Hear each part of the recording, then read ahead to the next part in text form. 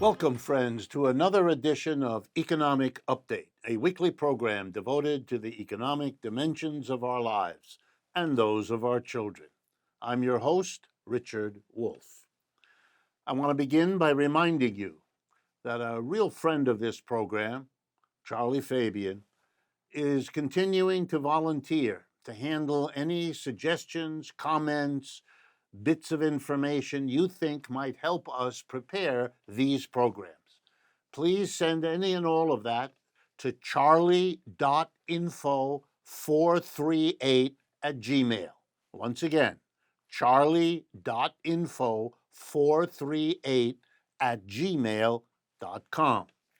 Today's program will be talking about the union efforts at Starbucks, a remarkable admission of the failed British university system on economic grounds. And then finally, a discussion in the first half of the United Auto Workers and the big negotiation going on there. In the second half of the show, we will have Eleanor Goldfield, who's just completed a film on the Redwood forest and the struggle to save and protect that forest from the entities for whom profit is the number one thing in the world and who are cutting down those trees. So let's jump right in. September of every year is when we celebrate Labor Day. We have it at the first Monday, but it's really the whole month that we should be thinking about labor, its history, the struggles of working people to get a fair shake in a society that makes that difficult for most people. And I want to talk today about a success story of the labor movement here in the United States.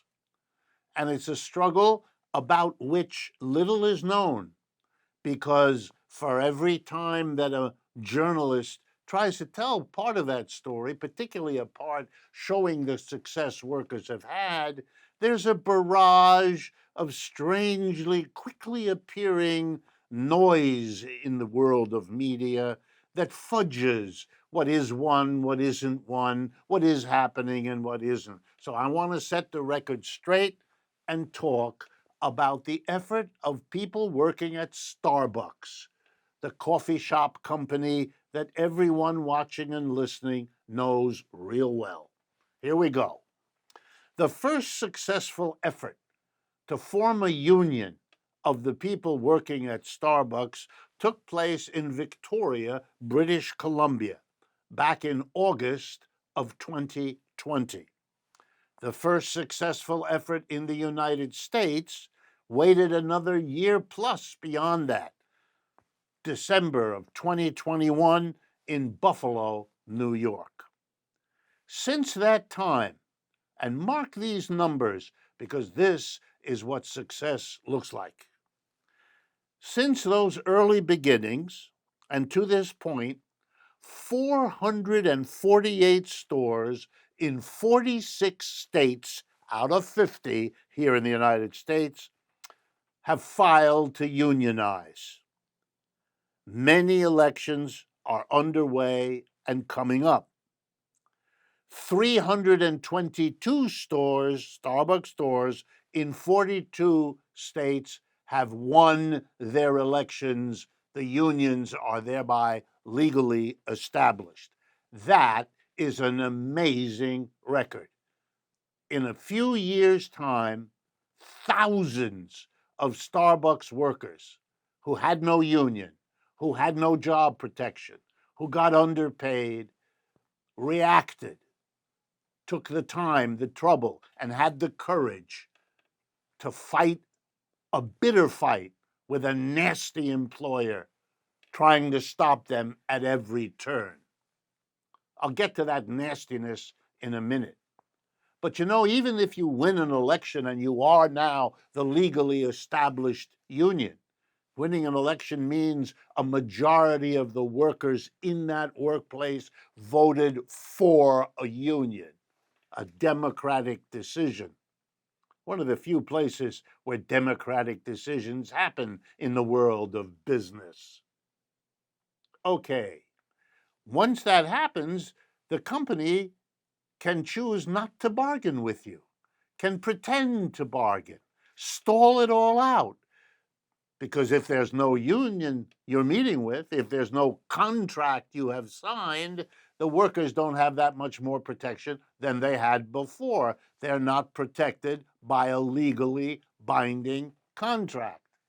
So what Starbucks did, and it's hardly alone, is tried every strategy in the book to prevent, to stall, to postpone any serious bargaining to reach a legally binding contract. So bad was it, and I want to get my numbers straight here, that the National Labor Relations Board had filed 93 complaints for inappropriate, illegal behavior against the Starbucks Corporation for illegally stalling in post-election negotiations.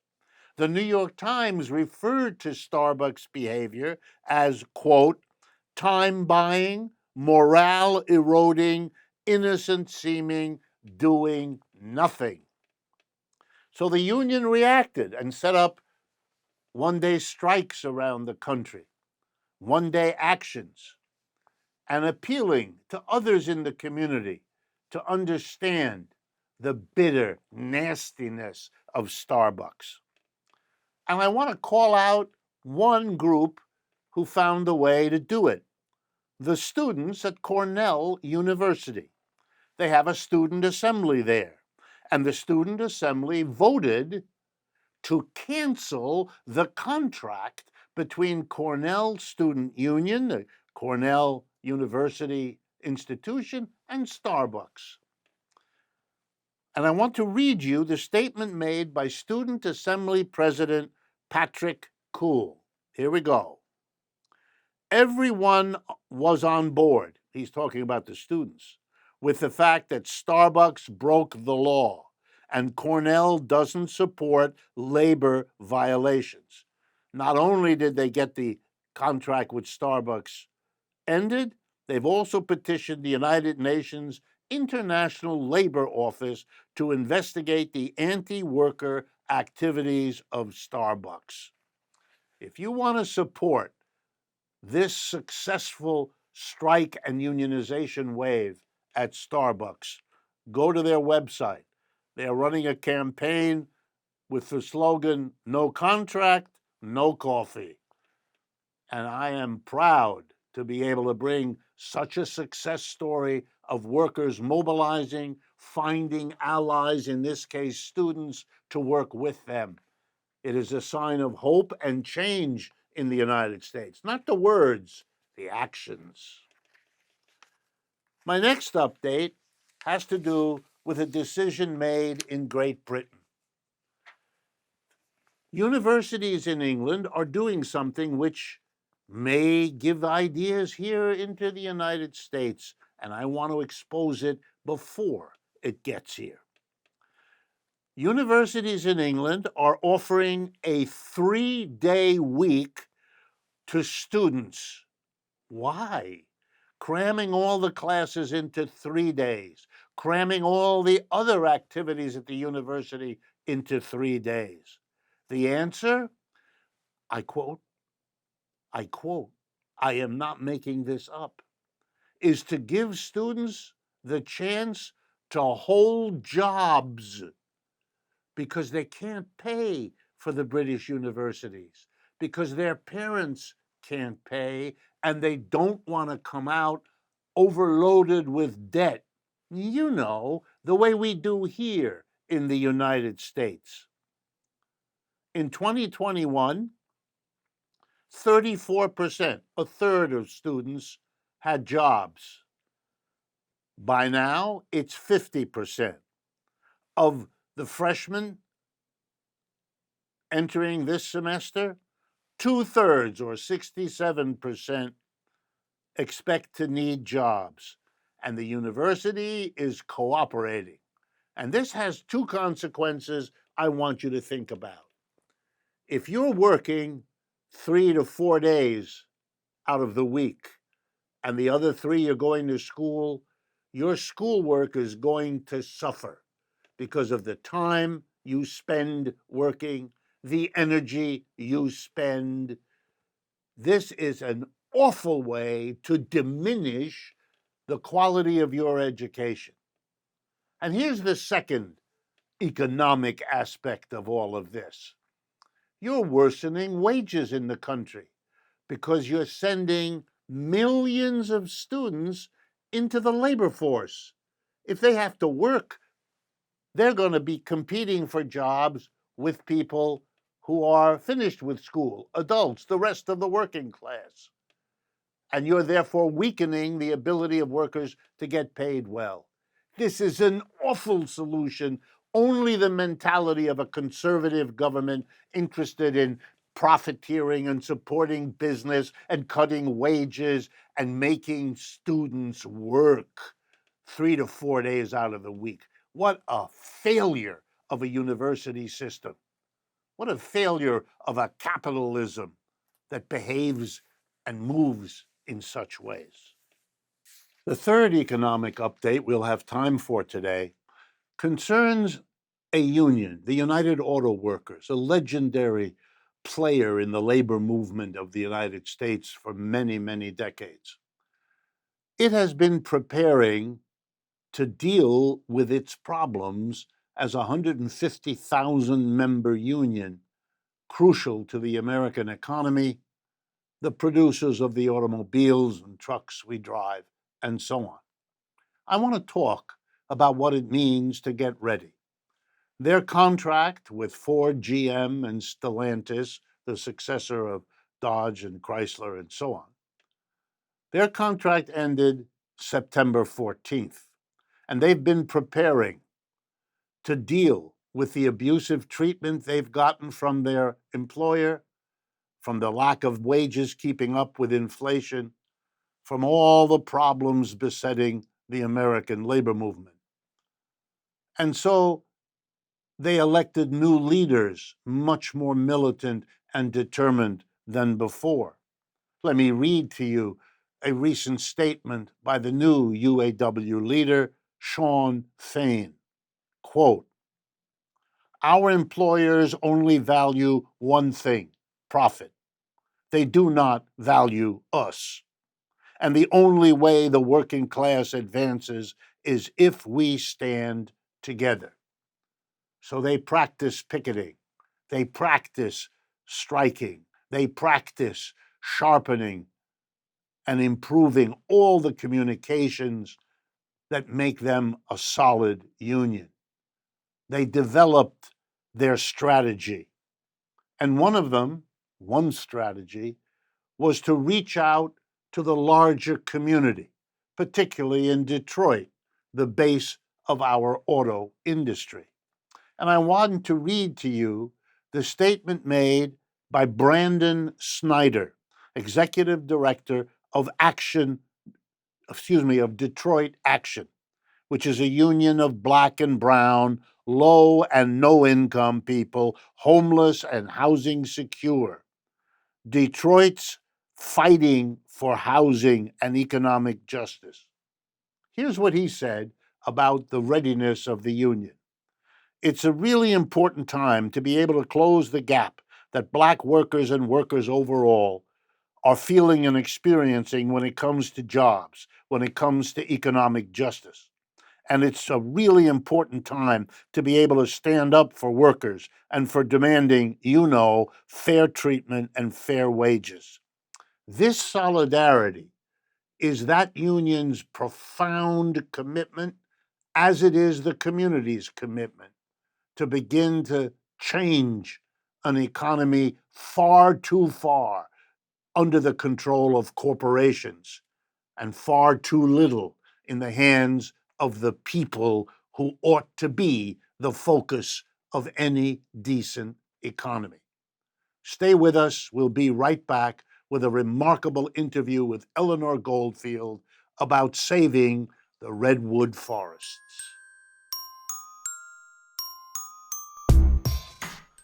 Welcome back, friends, to the second half of today's economic update. I am very happy to bring back to our cameras and our microphones Eleanor Goldfield. She's been on our program before, and it is a good thing for us that she's available once again. So before I introduce her, let me thank her publicly for giving us her time and her work. So thank you, Eleanor. Thank you, Rick. It's always a pleasure to be on the show. Thank you. Okay, here we go.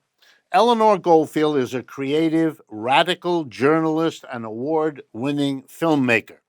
Her work focuses on radical and censored issues via photo, video, and written journalism, as well as artistic mediums, including music, poetry, and visual art.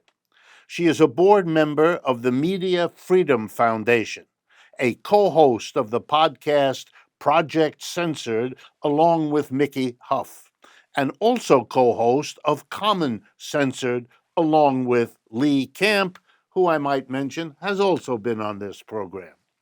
She also assists in frontline action, organizing, and trainings. Her new film, To the Trees, can be previewed at tothetreesfilm.com. All right, let me jump right in with a little personal note. Many years ago, on a trip for other purposes to San Francisco, a friend of mine insisted that he take me to Muir Woods, a remarkable place just north in Marin County across the Golden Gate Bridge. I had never been to such a forest in my life. To be honest, I couldn't have imagined. It was, for me, as close as I can get to a religious experience, walking in the then less touristically developed Muir Woods than it is today. But it was amazing, and it demanded the kind of poetic response that you've been able to achieve in this film. So I wanted to ask, it's like a poem, your film. It's a poem to something extraordinary in the human experience. These magnificent ancient trees, one next to the other, in this meandering, moist brook. It's extraordinary. So, but I wanted to ask, why did you do this? How did you experience this to the point where you would make a film like this about it? Well, Rick, thank you, first of all, for saying that, because if I could just encapsulate a little bit of what you felt in those woods, then that was my goal. So I went out there because I had been in touch with forest defenders, and I wanted to travel out there to do some ground support anyway. That's what we call when we support the climbers up in the trees. And then of course, I brought my camera because that's what I do. And I started sitting down and talking with people. And next thing you know, I have a lot of footage. And just like I did with my first film, I thought, well, I could put all this footage together and make a piece out of it and take other folks behind the so-called beauty screens and behind the corporate censorship. And so a film came out of that experience. It did. All right. I'm an economist, so I pay attention in a different way. And stimulated by those forests, I began asking questions. And one of the answers to the question I asked was, well, these are magnificent. Of course, they can't be cut down anymore, so we can preserve them. And the person I was with looked at me as if I were born yesterday and explained to me they are being cut down because people want panels in their den room, they want picnic tables, they want. So my question to you, are they still being cut down? And how is that possible? Yes, it is. It is a remarkable question, and answer. But as you know, the fact that something is beautiful or breathtaking or unique and cannot be replaced means nothing to the capitalist system. And the same goes for the Redwood forest. There is nothing illegal, and one of the folks in the film says this. There is nothing illegal in cutting down a tree that is more than 2,000 years old, and people use it hold on to your seats, folks, for primarily for decking. That is what the market dictates is the biggest price point for redwood, one of the most carbon rich forests in the world. As you pointed out, it's absolutely breathtaking. It's like walking through Narnia. And yet people will clear cut it and make it into decking. And I think it's important that we also highlight clear cutting, because this is not selection logging. Selection logging is the idea that you go into a forest that has protections and you are only allowed to log select trees, either because they have grown to past a certain point, or because that you have some understanding or agreement with the ecosystem and how it's structured. That's selection logging. But clear cutting is what happens pretty much in all industrial logging. And there are some private landowners that do more of the selection logging aspect. But by and large, for instance, Green Diamond, who owns 400,000 acres in the Pacific Northwest, they clear cut. That's what they do. And so the forest that you mentioned, those would just look like a absolute deadly nothingness, a void of what once was. And that is really what happens with these forests. They are not protected in any real way, not by the state, not by the federal government. And only 2% of those redwood forests still exist from before the Europeans first landing here. And that's only about 120, 150 years of industrial logging. 2% of the redwood forests. That's horrific and ongoing. So it's not an exaggeration to say that the Europeans, when they came here, not only engaged in ethnic cleansing of the people, but have continued, even after the people are largely gone or stuck in horrific reservations, they're now destroying the eco-environment that those people had enjoyed for millennia before. I want to push this a little further just to get your thoughts.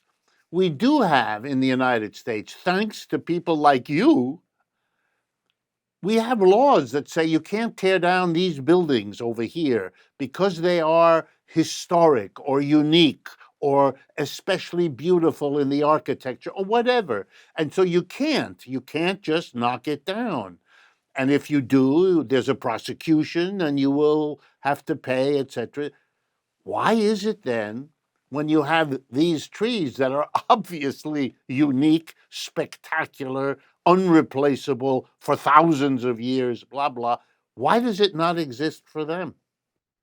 It's a brilliant question, and I wish I had the answer to it. But as again, like the capitalist system dictates that things that are finite, such as clean air or clean water or these remarkable forests, that capitalism treats those as infinite. Oh, we can just keep drilling, we can keep cutting down, we can keep destroying.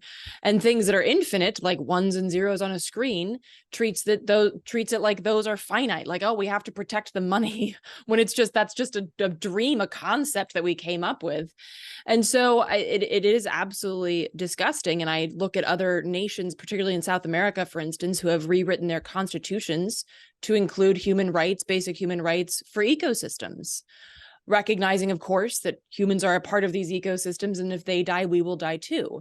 But of course, we've never rewritten our constitution because we're of the opinion that a bunch of dead old white dudes who owned other human beings are really the best that we can do in terms of a constitution. So there you are.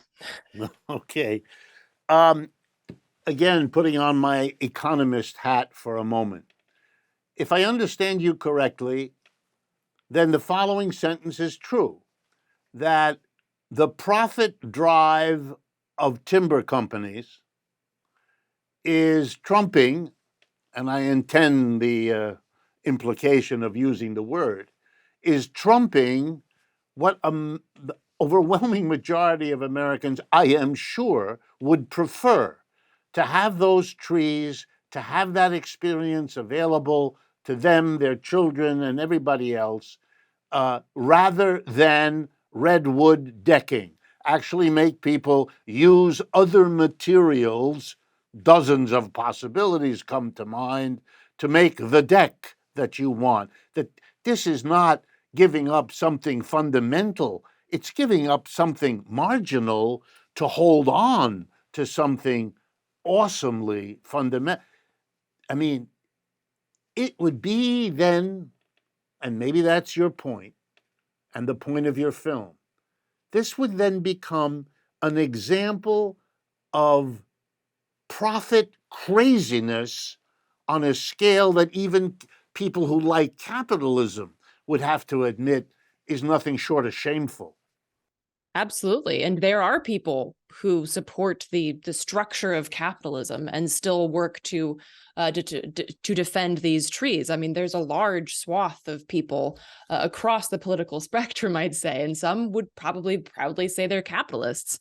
But yeah, I mean, this is absolutely an example of that. And it's also why the industry tries to greenwash it. So, for instance, they will put something called an FSC stamp. That's the Forest Stewardship Council. They will put that stamp of approval on the wood. Folks might have seen it if you've recently bought wood products from like a Lowe's or a Home Depot or something like that. You'll see it. It's a little stamp.